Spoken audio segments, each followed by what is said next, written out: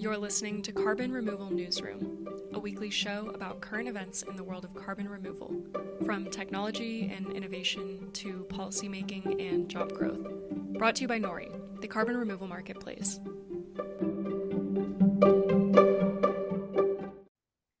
Hello, everybody, and welcome to a special episode of Carbon Removal Newsroom.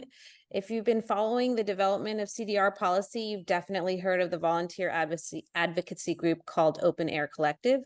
Just a few weeks ago, our guest, Sebastian Manhart, said on the show that there's no state that has policy movement that OpenAir Collective didn't have their fingers all over. I'm really impressed by the results of this kind of grassroots activism. Today, OpenAir is working to pass SB 308 in the U.S.'s largest economy, California. This proposed bill mandates that high-emitting facilities purchase negative emission credits to offset their climate impact. It would be the first state-level legislation to create a compliance mechanism for carbon removal. This legislation makes polluters pay to remove carbon dioxide, a statewide public sector source of funds that would have a catalytic effect on the CDR industry. So today we're joined by Chris Neidl, one of the OpenAir founders and a leader in the advocacy effort in California. And we are going to ask him all about SB 308 and how it moves the CDR industry forward and California forward too. So Chris, let's just start by a quick overview of SB 308, what it is and how it works. Yeah, sure. And thank you so much for having me. And those are very kind words from Sebastian. He's doing great work. So SB 308 is just really, really significant for reasons that you just summarized. You know, we're moving into a point now where we're starting to see CDR really show up in very specific and concrete ways in policy discussions around the world, certainly in North America at the federal and state level, but also in Europe. And but now we have to see real serious policies put in place that are going to really drive deployment. And so California has a defining role to play in leading that, not just in developing model policy, but as the fifth largest economy in the world, I think, certainly the largest economy in the United States. What it doesn't only set the bar high, but it really would really create a real catalyst for CDR that would be felt around the world. So that's why we're really, really excited about this bill, which was introduced earlier this year by Senator Josh Becker, who represents a good chunk of Silicon Valley. He is a real climate hawk, and he'd be a great person to have on the show at some point. And he really gets technology. And so he was a kind of leader who gravitated towards this, really did his research. His staff was great. And they thought, let's put together a policy that's really commensurate with the challenge here and what we have to do and put California in a leadership position. And I think another significant part of the bill too, given not only the state, but his district, is that he knows that California already is head and shoulders above anywhere else in the world in terms of creating an ecosystem for CDR. It's by far the largest concentration, not only of startups, but also of major players that are, defining what it means to buy carbon removal, like Stripe, Frontier, and all of its members. And so he really sees not only the climate necessity of it, but he sees the opportunity that CDR really has for California's economy, and that we can, California can really rule the day on this. So the bill in its structure really reflects, I think, those two priorities. And what it does, as you said, there's been proposals that have been put forward that are, commitments to carbon dioxide removal, such as Finland, making sort of a broad commitment to that by law. There have been other great policies, like ones that OpenAir is working on, like the Massachusetts Carbon Dioxide Removal Leadership Act, which is a procurement policy where the state would buy CDR and ramp that up over time. But this is really a category of policy that we haven't seen yet, and that's compliance. And in order for CDR to scale, the level of purchasing that has to happen, it really does have to be tied to, emitters. And so what this bill does, starting in 2028, it creates an obligation where high-emitting facilities in California would have to start buying CDR independent of cap and trade. It again, that's a whole other win with this bill, is it properly categorizes carbon removals as a separate thing from mitigation. So that's already good policy. And then it would ramp it up over time between 2028 and 2045, because it parks this bill right in California's existing net zero obligation, which was already passed into law last year, I believe. And so what it does is it takes that 15% of what California needs to do to get to net zero that can't be mitigation. And rather than having that be offsets or something else that's undefined, it says, well, the best, most net zero aligned way to do that is carbon removal. So it's actually adding carbon dioxide removal into the broader net zero picture of California. And that's massive.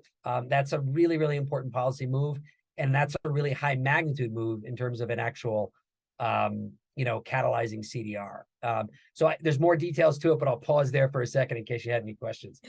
Yeah, I mean, I have a ton of questions, but let's just start with something maybe that is hopefully a little zoomed out and hopefully not basic, but is this, do you think, the type of policy that can be replicated across the United States? If I'm sure you followed, like Washington State, this, I think a year ago, sort of passed their own version of cap and trade in sort of as a follow on to what California did.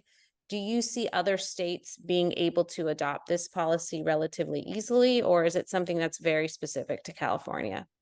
It's not specific to California. I do think that the basic mechanics of this are highly replicable. In fact, I would call it model policy. Again, I love the procurement model that Massachusetts is pursuing. That's a separate conversation we could have, in the fall maybe. But I think there's a couple of conditions that probably really help sort of force the issue of a policy like this, or really create space for it.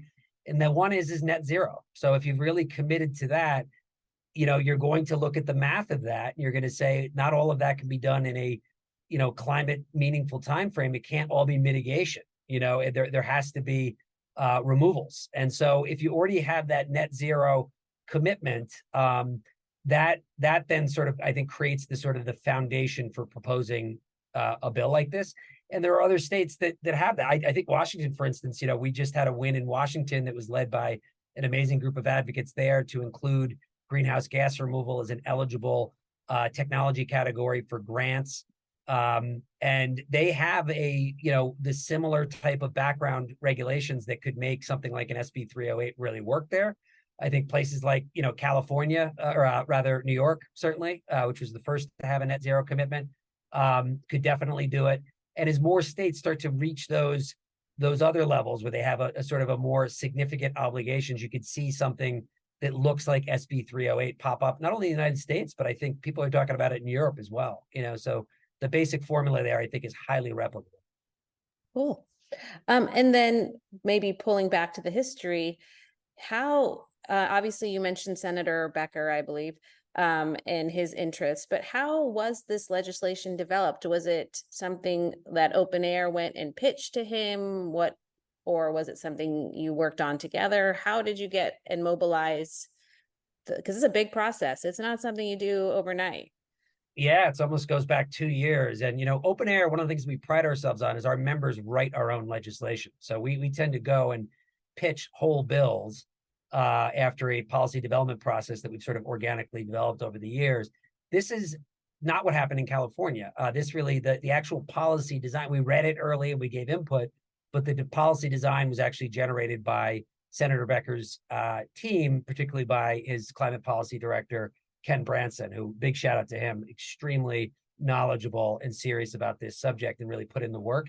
What it did, though, historically, where OpenAir did come in, is it goes back to Glasgow for COP26, and Senator Becker was there at the conference, and we managed to kind of smuggle him into a carbon dioxide removal event that had also the leading lights, because he was interested in it at a very high level. And when he walked in the door, the first person he bumped into was like Jen Wilcox, and then he was able to speak to all sorts of people and sit down and hear an amazing panel. And I think that's where the wheels started really turning for him. And then we held a roundtable about a month later with different CDR experts and some local CDR companies to sort of talk through and almost kind of do an ask me anything for him and his staff, as well as some other members of the legislature. And Ken Branson was on that call, and he really was like, okay. And then so it was a real process of talking through, when is the timing right? What is the approach? And they looked at all sorts of models. And I think it's really to his credit, there's always a temptation to do what we call study bills, where legislators can say, we want our name associated with something, let's do the easiest thing possible. What Senator Becker did and Ken did is they said, no, let's take this really seriously. Let's do something seriously and really define what good policy looks like. And that's exactly what they did. And then after several months of writing and revisions, they introduced it back in February. So when you're thinking about how the legislation was drafted, California has a complicated political dynamic. And so did you see that impact how the legislation was drafted or how it has been accepted? And what are sort of the community equity provisions and clauses about co-benefits that are included in this bill? Yeah, absolutely. I mean, I think that one of the things that's really smart about this bill, which reflects both a realistic sense of where this sector is right now, but also not wanting to rush things, wanting to make sure that this is a consultative process, which there's already laws in place that sort of dictate that there has to be consultation like this. But, CARB, which would be the agency that would be responsible for administering this, it gives, a 5-year period basically to come up with how do we categorize good CDR policy? How do we make sure that we have the best standards in place so that we can measure that with security and certainty? And core to that as a principle is we want to make sure that we have consultation from as many different groups, including, frontline communities in California, to help co-create that definition. So I think that giving that 5-year period is both smart from a market development perspective, but also for making sure that we can get everybody on board and we're not rushing this. So I'd say that is one of the sort of, key elements of the bill that I think reflects a real wisdom and sensitivity to making sure that a lot of people are involved. I think one of the things that is great about this bill as well, we have to be clear, carbon dioxide removal can go in many different ways. And it's really up to the Californias, the Washingtons, the New Yorks, the Massachusetts to define a pathway for carbon dioxide removal that is pro-community, that really emphasizes co-benefits, and that is not just an appendage of oil and gas, which is where we will see in other certain states that won't be named. And so I think what there's also in California is in the bill is a direct exclusion of enhanced oil recovery. Isn't eligible. Which is a really, really important thing, which would work at cross purposes from our decarbonization goals. So. And I think the other thing that's worth saying too is that the office has been really open and receptive to listening and has made changes to the bill as we've gone along, as it's gotten input from other key stakeholders. So I think they've dealt with it really in an excellent way. I give them an A+ in terms of how they've approached it. It's rare to hear government being given an A+, so good job, California. And then my final question just about maybe the text of the bill itself is, does the legislation mandate that facilities purchase CDR credits from within California, or will that type of process be part of the administrative rulemaking later on, which I assume will have to happen? Yeah, for this type of bill, they can't do that legally. If you're requiring a private entity to make those purchases, you can't dictate entirely that it would be in California. But there is a clause in there, which I know was taken really from other precedents, where at least 50% of the purchases have to have significant direct benefits to California, which all but sort of forces it that there will be significant project development in California. But that being said, it's worth stressing that California is gifted with every possible resource you could possibly want to do carbon removal and storage, both from a natural resource perspective. We have enormous storage potential, as well as all of these companies that are forming in California. So just for economic and project reasons, it's likely that there would be a lot of project development in California, with or without that clause. Yeah, I read the bill and I'm like, oh, that definitely sounds like some sort of compromise or, precedent language, as you said. So let's talk a little bit about some of the political dynamics within California that I think probably are representative of the broader political dynamics within CDR. So as the bill was proposed, as it's been going through the various reviews, what kind of forces have been in support and who has been less favorable towards it? Yeah, so our coalition, which continues to grow, we're adding other organizations and recirculating our memo of support to members of the legislature on a regular basis as that grows, definitely has strong representation. And this is what we want to put on our sleeve here, is that, I think there's 18 different CDR startups, all based in California, that are on there. We want to show the industry through this bill and through our advocacy. We're also really, really pleased to have, Climate Action California, We have a few local 350 groups that are on there. The Rocky Mountain Institute was an early, national, highly influential, sustainability advocacy and research group joined. And so we're continuously working to try to expand. We're in dialogue with different labor groups. Right now, there's a huge opportunity for labor and job creation with this. I mean, a lot of CDR is about building, installing, operating, and fixing things. So that's an ongoing conversation that we want to have to see if we can expand our coalition to include labor. So we think it's a good variety that we're seeing there, and again, it continues to grow. On the opposition side, oil and gas, formally came out against it. The Chamber of Commerce also has come out against it. And then we have, some environmental justice groups have also raised objections to it as well. So that so far is what we're looking at as opposition. We're not seeing really strenuous campaigning against the bill, which is a different thing altogether. There is some coming from oil and gas and from the chamber, but from our fellow travelers in the broader climate movement, we haven't seen, very, very strong opposition beyond, certain statements of opposition. And as to oil and gas and the chamber, what are their main objections? We've talked a lot actually about it on the show about the various fractures within the within the environmental justice movement on CDR, but curious what the chamber and oil and gas are highlighting as issues in this bill.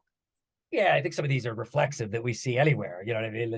You go to literally anywhere, and these are the two that you would expect to be arrayed against it. They're different, though. I don't want to throw them in the same bucket. I think that as the CDR sector starts to grow and many more CDR companies become members of the chamber, the tune on that will change. But the oil and gas one is an obvious one, and it's as long as climate advocacy itself is that it's perceived as something that is penalizing oil and gas, and they're going to resist it. They think it's going to affect their bottom line.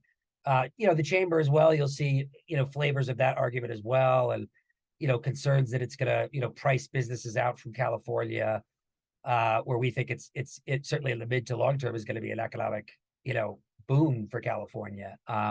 So those are the arguments. We're not sure how close they've read it. I think that there is just sort of a reflexive tendency to push back against these types of bills that aren't particular to CDR per se, but more have to do with sustainability and clean energy initiatives. Yeah, I find the chamber one the most interesting because, to your point, it's meant to grow business. And so I find that a little bit strange. But to move on, what has been the response from most lawmakers? And obviously you gave a special thanks to Senator Becker, but are there others who have been part of the process that you'd like to highlight? Well, I think we were really pleased that the bill, passed, pretty handily in the Senate, so that was a huge victory. It's the first time a bill of this kind has not only been proposed, but it actually made it through one of the chambers. So that was last month, and that was a huge victory for us. And so we heard a lot of great questions during the hearing in our citizen advocacy, a lot of smart questions and follow up, and there seemed to be, they got it, and so that passed. As we're in the assembly right now, it's an educational process, as you guys know, as a lot of people don't know. When we're talking to, staffers, they definitionally some things they haven't quite, gotten up to speed on. The difference between carbon removal and CDR and things like this. And so we are doing citizen lobbying engagement with members of the assembly right now, which we've been impressed by. These have been really good questions. We've been able to stay on the phone with people for a long time, bring constituents on. So we haven't been disappointed at this level, but it all comes down to whether they vote yes, and so we have some key, dates coming up. We have a hearing that's coming up in a couple of weeks that is pivotal. If it doesn't pass there, then the bill's done, at least for this session. So we've been focusing a lot on members of the Assembly Natural Resources Committee. We've had a number of citizen lobbying meetings, but we need more of them, and we need way more phone calls going into those members right now in order to push it to the next phase in August, where it'll go through appropriations. Then if we make it through there, we're looking at a floor vote at the end of the month or early September. Wow, things are moving. So before we leave sort of the political dynamics, one thing that I'm personally curious about is, within California, and I think within the larger environmental movement, there's sort of this push-pull around permitting reform, right? Because obviously you need to have quick permits or not obviously, but it's preferred to get your business up and running. Flip side is these reforms and stuff cause people anxiety because they could allow nefarious actors to act more nefariously, if you will. And I know that Gavin Newsom right now has provided, the governor of California has asked for some modest permitting reform that has caused a lot of angst within the state. So curious if you've heard anything about the permits required for scaling CDR and how those two things in your mind will interact as this legislation moves forward, if at all. Well, I think this bill does kind of force the issue a little bit on that, right? So you're exactly right that, and I come from solar. I spent 15 years in solar before I came over, and a lot of advocates and the general public don't understand until they try to buy solar that a lot of the problem with it is permitting related, whether you're talking about residential or commercial rooftop or utility scale. It's a boring subject, but it is so pivotal to whether or not these things actually happening. So creating that kind of a conducive environment for permitting for CDR is going to be absolutely critical. And we hope that the passage of a bill like this really forces that issue.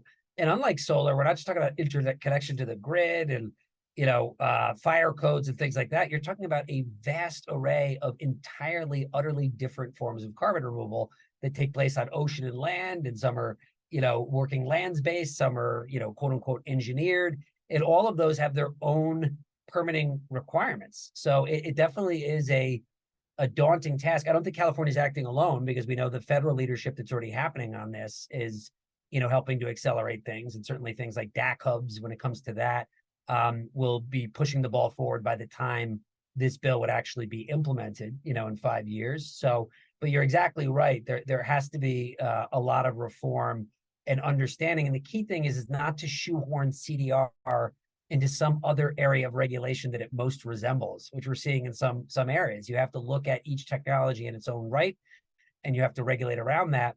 And you're right, it should be speedy, but it can't be too speedy. And this is the thing that the industry, I think, would be the first to say when you look at other industries that you can get a black eye. You want to make sure that regulations are transparent, fair, robust, fact-based, and amendable over time, and that protect the public good as well as this nascent sector. So a lot of work is going to have to go into that.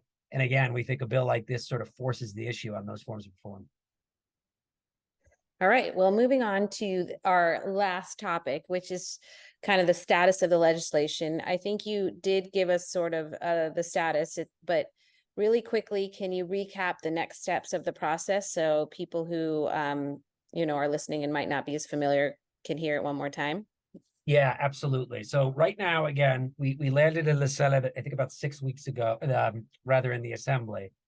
And we are teeing up for our first hearing, which is it's gone to the Natural Resources Committee in the Assembly, chaired by Assemblymember Luz Rivas. And that is going to be on July 10th. So we're just, about a couple weeks out from that. And so right now, what we're really focusing on is educating those members and getting constituents to engage by phone calls and also joining citizen lobbying meetings to talk with us. And we can bring companies on that might be in the district so that we're able to actually present that there's constituent will behind this bill, but to inform them. So it's a kind of a 1-2 education plus a real direct ask for co-sponsorship of the bill. So that is laser focused. That's what we're focused on right now for the next 2 weeks.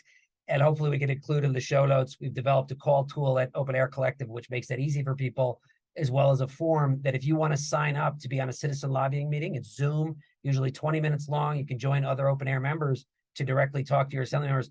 I can't overstate how important it is. That's the only way this bill is going to pass. It's the only way that we're going to, be able to sort of push back against opposition from oil and gas and chamber and other actors. So I highly encourage people to do that.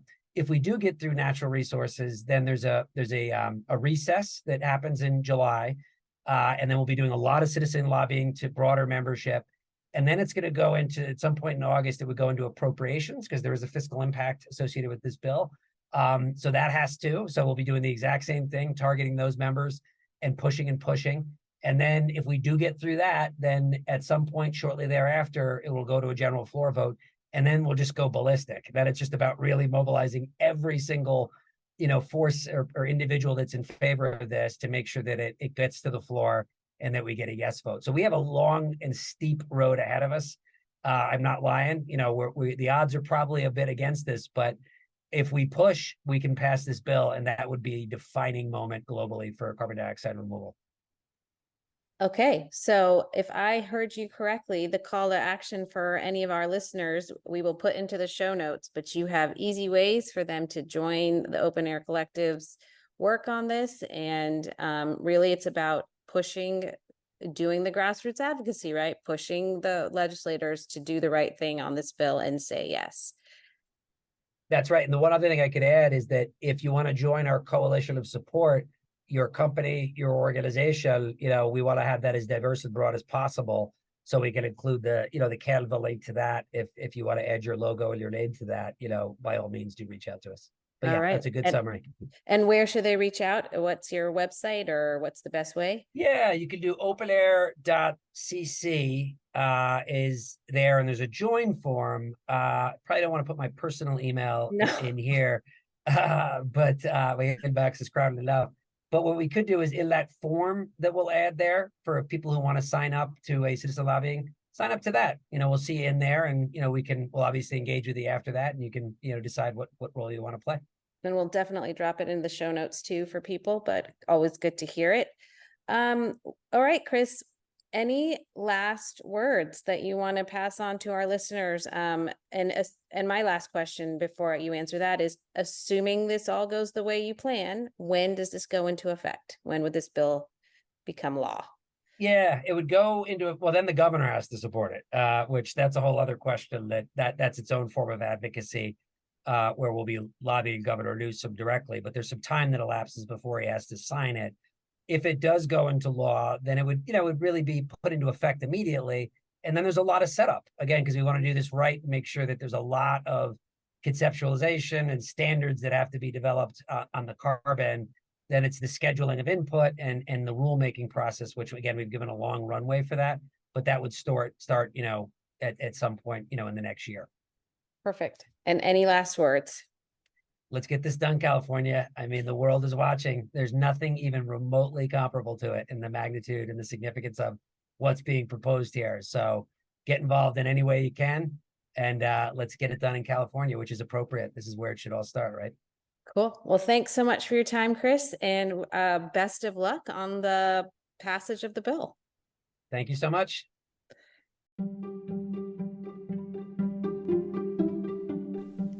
Thanks so much for listening to Carbon Removal Newsroom. If you like the show, the best way you can help us is by giving us a great rating and review in Apple Podcasts, following the show on Spotify, and by sharing the show on social media. Tell your friends and help us spread the word about what's happening in the world of carbon removal.